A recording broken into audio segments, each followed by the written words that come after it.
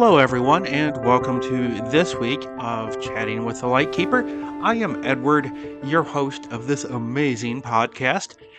And this week, we are all celebrating. Well, I shouldn't say we all, because, okay, I am the only one celebrating. But I would like you to join me in celebrating my birthday. It is this week. So celebrate by being kind to yourself. Do something nice for yourself. Maybe it's treating yourself to your favorite coffee shop coffee on the way to work, or just choosing a dinner that you like rather than something that perhaps is the healthy alternative. Just do something nice for yourself. Maybe it's just set aside 5 minutes and read and or 5 minutes to decompress.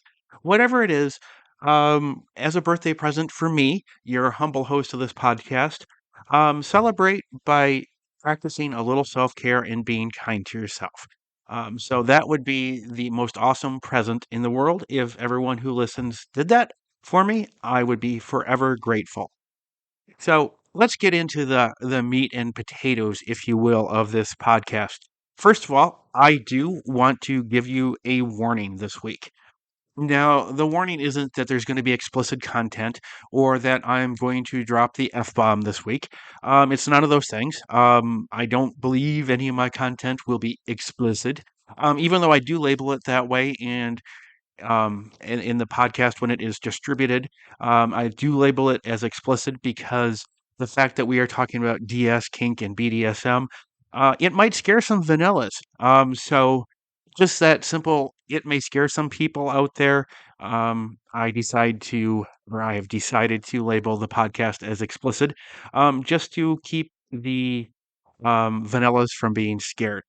But the real warning is I tend to be a little organized when I do the podcast. And when I say a little organized, I don't have a PowerPoint presentation that I read to you. I think many of us have sat through those lovely corporate presentations and tried our best to slam as many energy drinks as we can so we don't fall asleep. I do have notes and that I do work off, but they're just talking points. But this week, there's no notes. I am reverting back to being unscripted. I did this once before. The episode is actually called Unscripted, and it went to a place I wasn't expecting it to go. So if you are interested in hearing that, scroll down through the episodes till you find Unscripted, and give it a listen. I think you'll be surprised where it migrates to. But this week I am calling the podcast Ready Player 3 um, for three amazing reasons. First of all, is over the summer. It's now officially fall. Unfortunately, it's fall, but it is football season. Both American football and football for the rest of the world. Um, and hopefully, Manchester United they start to perform a little bit better. I will say I did watch the Manchester City game today, where they played Nottingham Forest, and wow, for a few seconds there, I thought it was a hockey game because we had one player choking another player and a couple others pushing and shoving and a couple people headbutted. And I'm like, oh my God, these teams don't like each other. Soccer is normally more gentlemanly. So that was exciting to watch. Unfortunately, Shitty did win. So that's a bummer. Unless you are a huge City fan, then I pity you. And if you're a City fan, you can pity me for being a Manchester United fan and for the horrible teams we've put out the last few years. Anywho, back to where I was going originally. Over the summer, I read two amazing books. I read Ernest Cline's Ready Player One and Ready Player Two. I love them because it deals with sci-fi, which is not normally my thing. But it was like, in a way, a trip down memory lane. I can remember going to the arcade with a pocket full of quarters, um, and spending my Saturday morning at the arcade, or spending my Saturday morning before soccer practice at the arcade, because then it was normally like a half an hour of arcade time and then hop on the bike and pedal my butt to not be late to soccer practice because Lord knows I did not want to run laps for being late. So, anyway, Ready Player One and Ready Player Two kind of even though it's futuristic, it takes you back to the glory days of Duran Duran. They Might Be Giants. A little Bruce Springsteen, perhaps, in there as well. All these wonderful, great 80s bands and 80s arcade games that I had long since forgotten about until I read them. I'm like, oh my God, I remember that. I remember that. Oh, wow. Yep. Okay. So those were fantastic. And each one, like the first one, uh, it starts with Ready Player One. The second one, has the tagline Ready Player Two. And since I love the books, and I have kind of three things to talk about today, um, I thought Ready Player Three would be a fun title to go with.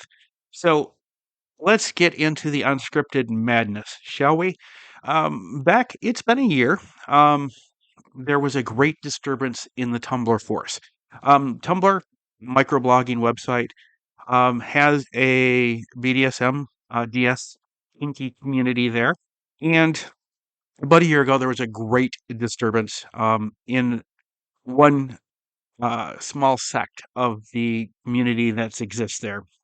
Basically, a dominant who had risen to a power or a place of power and prestige in their group, got caught doing things that he advised against. For example, this dominant, they advised against age gap relationships. They advised against infidelity, unethical relationship behavior, and it turns out he was involved in several age gap relationships. While he was, being unethical with his partner, his vanilla partner had no idea this was happening. So when all of this came to light, huge disturbance in the force, and sadly, it's been a year, and that group is still discombobulated about this whole incident, and the insults and barbs are still getting flung at the poor submissives who said, "Hey, here was my experience." So I kind of pity the submissives that are still getting the junk thrown their way. Even though obviously going through something like that, they have stepped way, way away from the lifestyle. And it's just I feel for them. But that kind of got me thinking and has me thinking. First of all, there's a lot of talk about daddy doms. What is a daddy dom? What isn't a daddy dom?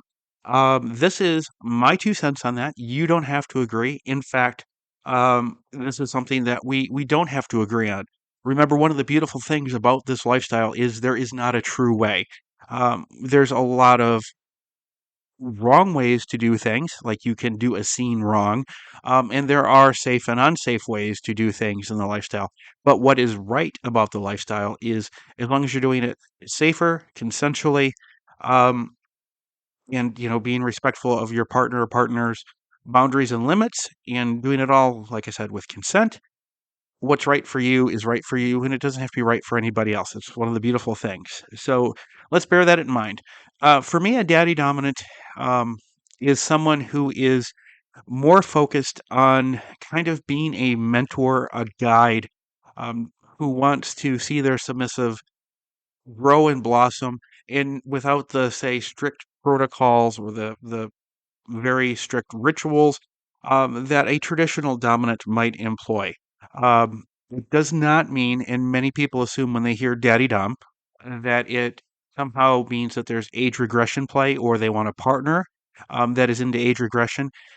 Age regression, if you don't know, is just what is the kind of the broader title for people who are they maybe they role play that they are an infant. That's where you see like daddy dom baby girl type thing, or they become a little. The submissive kind of role plays, or it gets into a headspace where they're a small child, or a middle, which would be like someone who is they regress back to like tween years, and then there is the sometimes it's called Lolita, where it's the rambunctious teenager. Those types of age regression things don't have to be part of a daddy dom or what a daddy dom seeks in a partner. Because age regression can be something that's a yum for them, or it can be something that is a yuck. It doesn't, when you see daddy dom, you don't immediately you shouldn't immediately assume age regression. And the other thing that goes with daddy dom is age gap relationships. A lot of people, when they see that somebody has identified as a daddy dom, especially if that individual, let's say, is in their 40s or their 50s. And by the way, daddy dom, the opposite is something sometimes called mommy doms, or just, however you want to work it. Daddy dom doesn't necessarily refer to sex. It doesn't mean somebody can be a daddy dom and be a female. It doesn't have to mean there's any penises involved in this. So the gentleman's sausage is not a factor in that label. Um, but so often people somehow make the assumption that if somebody identifies as a daddy, that they are looking for a younger, oftentimes much younger partner, and that is simply not the case. Now, there are some DOMs out there that I jokingly refer to um, as DOMs. However, in this case, DOM does not mean it's not a shorthand way of saying dominant. In this case, we are saying dirty old man or dirty old men. The other way you could look at it would be dirty old mommy if you wanted to remove the gentleman sausage from the equation. But however you want to use this acronym, um, the dirty old men contingent is for lack of a better word, it is a problem in the lifestyle. There are many people who sadly um, are prowling about for a much younger, inexperienced partner, and that can lead to them taking advantage of them. Um, where you see this as a problem are the individuals who are always seeking a younger partner. Um, I mean, I have even seen um, men older than me. Since it's my birthday week, I am in my early 50s. So I've seen men as old as in their 70s looking for a 20 something partner. Um, why not just look for a partner rather than being so specific about the age? And what happens when you have people like that? They are basically using their experience, if you will, to take advantage of younger, less experienced people. Um, as we level up in life, we do gain experiences. We do have experiences, and there's certain knowledge that comes from I don't know how a better way to say it. For me, I think most of my best learning moments have come out of my screw ups. When I screw up in life, I learn lessons. And sometimes I admit I'm one of those people that I have to do that same mistake two, maybe three, and a couple of times, maybe even four or five times to really learn my lesson.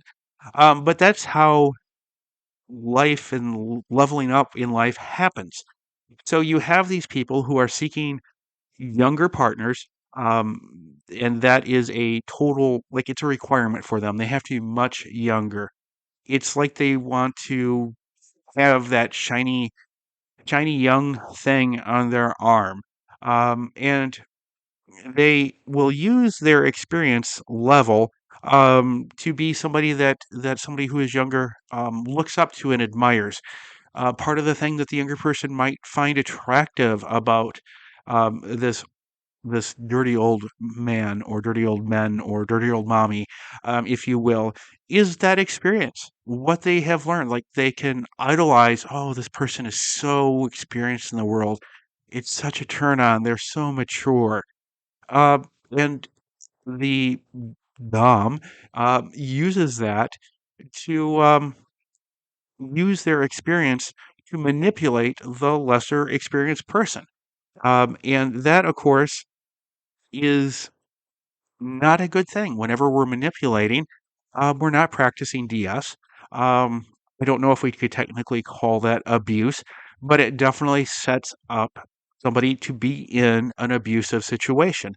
Another thing that happens, and you see this both online and in the in-person community, sadly, is you will see people who become leaders in their community, once again, online or in person, and that sort of gives them like a little celebrity I don't know what I don't like. I don't understand. Like, I've never been somebody who's into the latest celebrity news. Like, I'm just thinking of a name randomly. Kim Kardashian could stand in the line next to me at Starbucks, and I would have no idea it was Kim Kardashian. I really wouldn't. Uh, so it's but they sort of get this little celebrity status because, you know, like in the Tumblergate saga, the individual had cultivated quite, I mean, thousands upon thousands upon thousands of followers. And so he was kind of like a celebrity dom. And there are people, we all know this from if you follow celebrity news, there are people that are like into celebrities. That's the thing. So they use their celebrity to attract younger, less experienced partners. Even in the local community, I have seen dominants who have started a munch group or a play group that grows because the dominant's doing the right thing. They're educating, providing a safe space, and are generally seemingly a good person. And yet they're constantly kind of going through new shiny submissives, always younger, always super attractive, and it's one of those things where you look at it and it's like, how did they get them? It's just one of those things, but you see it, and sadly, it's something to be aware of. Are the people that use their age to manipulate or their life experience to manipulate um, their partner or partners to bring them into a relationship that they can be um, manipulative and controlling of because of the experience that they have gained. Now, I will say, I don't have any problem with age gap relationships where the parties are equal. Um, Everyone loves who they love.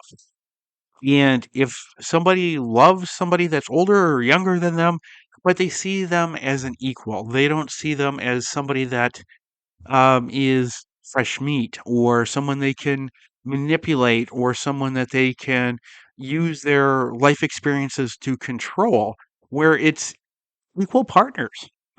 If that's the case, rock on, man. Love who you love. There is, issues that can happen with age gap relationships, which I believe people who are considering them need to have multiple, not just once, but multiple conversations about. First of all, if you are entering in or considering an age gap relationship, um, when you even just go out to dinner in a vanilla setting and no one in the world there knows that you are kinky as hell, or that DS is a part of the thing, and that your partner calls you sir, master, daddy, or you call them, Angel, or you call them, all those pet names that we have in the lifestyle. No one knows that side. You're just a vanilla couple out for a vanilla dinner. But because of the age gap, people will look at them. They will whisper things. They might even, in some cases, say things to them. So you need to be prepared for that. And then and sadly, this is a hard conversation to have anytime. But with an age gap relationship, it's something that needs to be talked about because one partner is significantly older, and that means the older partner is prone to or potential to have, as we age, we develop new and very exciting health problems. Thankfully, I am in fabulous health. Um, but that all could change. I know that I'm over 50, which means, who knows what the next day will bring, or sadly, will there be a next day? I mean, death is closer than birth to me now. While I wish that wasn't the case, it is. And if you're entering or into an age gap relationship, you have to talk about those things that are hard and unpopular. I mean, who wants to talk about, hey, I'm older than you. You are most likely going to outlive me. So let's talk about that. Or let's talk about, I'm older than you. What happens if I get a debilitating illness? Um, how is that going to impact you? Is that something that you're really on board for? I mean, do you want to, care for me when I'm wearing diapers and for, 10 years maybe? What if the older partner develops Alzheimer's? Do you want to be, in your say 30s or 40s and have a partner that doesn't remember you? I mean, these are all not fun things to talk about, but when there's a gap in ages that's significant, they sadly are things that need to get talked about. So I don't want anyone to think that I'm like anti-age gap when it comes to relationships because I am not. I truly believe people love who they love, and you can love somebody that is older than you, younger than you, the same age as you, as long as it's consenting adults, um, then love who you love. So all of that kind of swirled out of that Tumblrgate thing, and I just kind of wanted to talk about it because it's something that we in the lifestyle we don't necessarily address, in my opinion. So I wanted to talk about it. Now, for the final little ditty that's in my mind, um, there's a danger in this lifestyle that since I've started kicking around on Instagram more, I am seeing more and more of it in the social media realm. Typically, I don't see it as often on like a dedicated lifestyle site like FetLife. But the social media side, these guys, and they're typically men. I have yet to come across a female. I'm sure they're out there. I would imagine because we are in a world where what's good for the goose is good for the gander. But these are dominants who want to train submissives. Um, and typically these are men who are older, and once again, we are looking for young, fresh submissives, which brings immediately to mind we have an experienced person seeking out younger, inexperienced, which should be a red flag because if that's what you are seeking, why are you seeking that if it isn't to use that experience you have gained in life to manipulate or control the newer person, newer, younger partner? And these lifestyle trainer doms, um, they sound kind of good. I would imagine if I was a new submissive, here is this older, wiser, and they're always super experienced. I mean, these guys pretty much have, the equivalent of a PhD in kink if you listen to their spiel.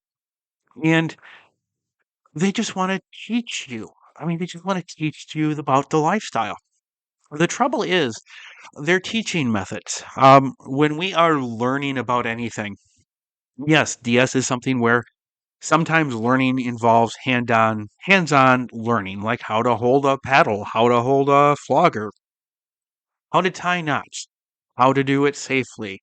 All of this are things that hands-on learning can be a very important part of it. However, if you go to your local community and go to classes that they have, you can get that experience hands-on with people who are actually wanting to teach you, not get their grubby paws on you, especially if you're a submissive. Places like that will teach you how to do things. Even if you're submissive, you should know how somebody should, like if you're going to do impact play, you should have the knowledge to know where it's okay for them to strike, where it's not okay for them to strike, how they should warm up, how they should, bring things back down when they're done. All of those things are so important to learn. But the training dominants, what they want to do, um, because remember, the lifestyle is not a one size fits all. There's not a true way. Real quickly, in a lot of writings on the lifestyle, you'll see true way spelled TWUE. So but that's kind of poking fun at those that preach a right, true method to the lifestyle. But these trainers will say that they want to just give the young, new, shiny, submissive experience. Teach them what it's like to have rules. Teach them what it's like to have accountability. Which, okay, I can kind of understand that. Except when we have rules and we have accountability, for the submissive, you are opening yourself up to being vulnerable. You're putting yourself into a bit of emotional vulnerability. And emotional vulnerability can and does lead to emotional attachment, which these trainer doms they don't want. They don't want to be emotionally invested, connected to their shiny new submissive. They're just to teach, but in essence, it's they have a shiny new mint in box toy to play with that will do exactly what they want when they want, because they don't know enough to know that it's something they shouldn't be doing or that they're getting taken advantage of. Um, the other thing that you have these submissives that are new, that start learning from these dominants, and some of their training rules, they're particularly predictable.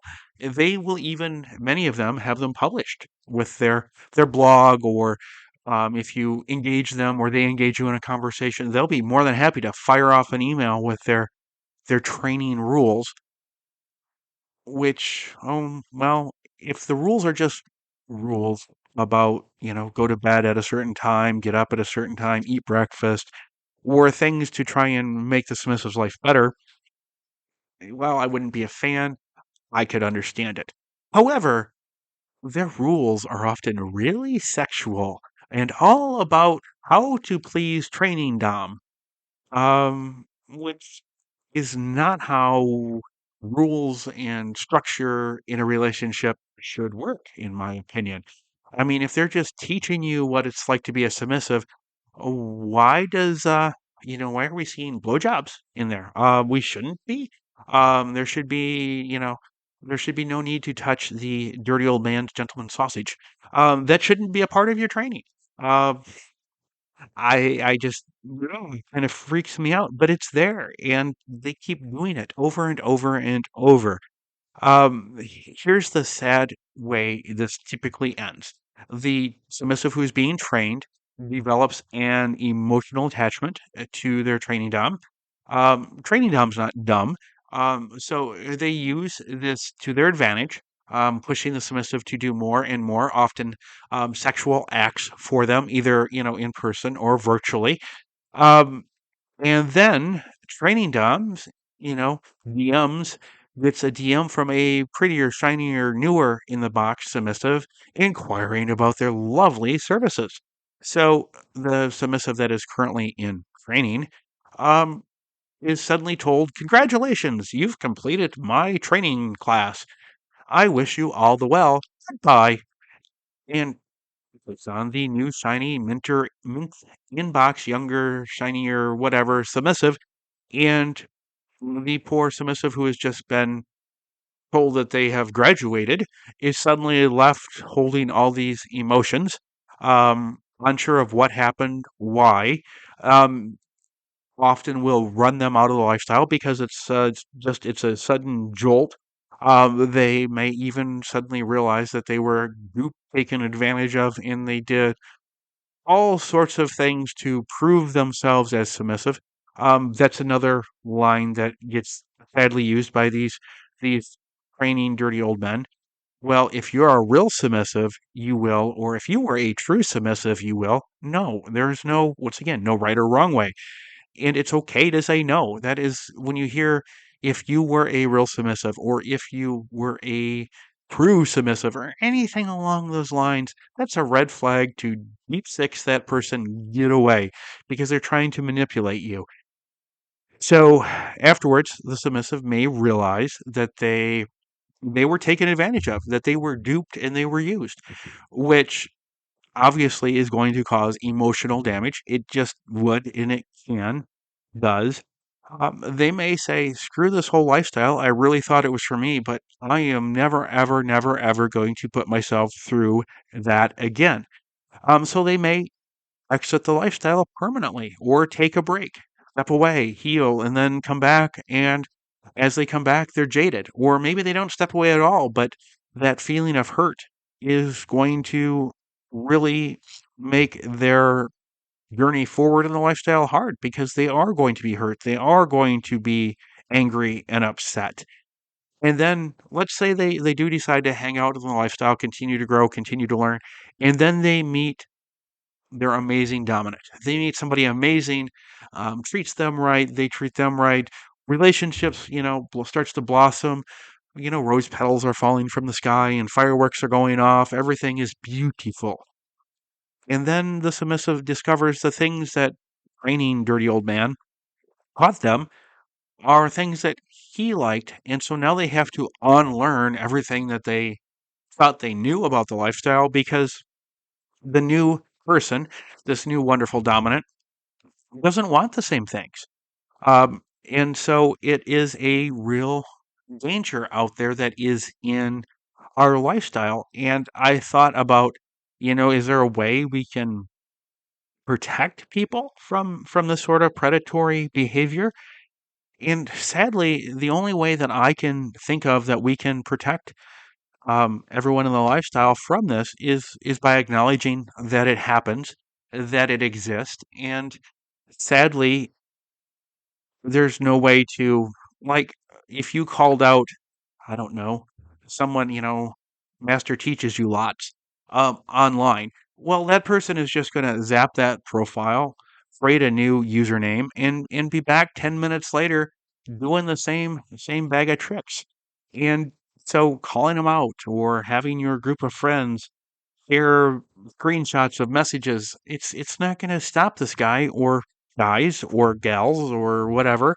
It's not going to stop it. The calling out thing isn't, because they'll just either ignore the call outs and keep on keeping on, or just delete that user profile and log out and create a brand new one, log back in and be back to their old tricks. Same name, new name, same bag of sleazy tricks. So the only way that I know of that we can address that is by talking about it, and talking about it in a way that is, hey, we need to be on the lookout for this. And if you are new or submissive, look out for this, because this is more than likely going to be somebody who is going to scam you, take advantage of you. And when, somebody newer, shinier comes along, they're gonna just, you know, put you out in their trash. Because they're not emotionally invested, and they are forcing you through the training process to become emotionally invested in them. And it just really leads to a lot of inequalities, which leads to abuse. So those are my thoughts. And I know my podcasts typically tend to be in the 45-minute to an hour range, and this one is a little shorter. So I hope you will forgive me for the brevity of this podcast. But rather than drone on and on about such negativity, I hope that these are little lessons that we can file away. Everyone can learn from them. And if this is a lesson that you already know, just be diligent that when your friends or somebody who is new to the lifestyle and you start interacting with them, share this bit of warning with them about the danger that exists with those that you know pretend to be trainers, and that there's often evil intentions, perhaps not evil, but selfish intentions behind it. And we can all learn when we talk about it and share it with those that are in a place where they might get taken advantage of. So that's my podcast. I look forward to hearing your feedback. I would really like to hear what you guys, all and gals, and everybody else out there in podcasting land, think about age gap relationships. Um, like I said, personally, I am not opposed to them. We all love who we love as long as it's a partnership of equals. But I'm just curious where others stand. Is it something that is a hard no for you, or is it something that you're open-minded to? Um, we can be all over the place, and this is not something we have to agree on. But I would love to know what you think and why you think that about differences in age between partners. So, on that note, I will wish everyone good day. And finally, one last thing. Kind of sorry, Columbo moment. Does anybody out there remember Columbo? Oh, one more thing. One more thing. Remember, it's my birthday week, and all I want for my birthday this year is for everyone who is listening to be kind to themselves and practice a little self care. So let's all have a great week. And please, everyone, celebrate my birthday with some self care for yourself, and I will talk to you soon, which will be next week. Until then, goodbye.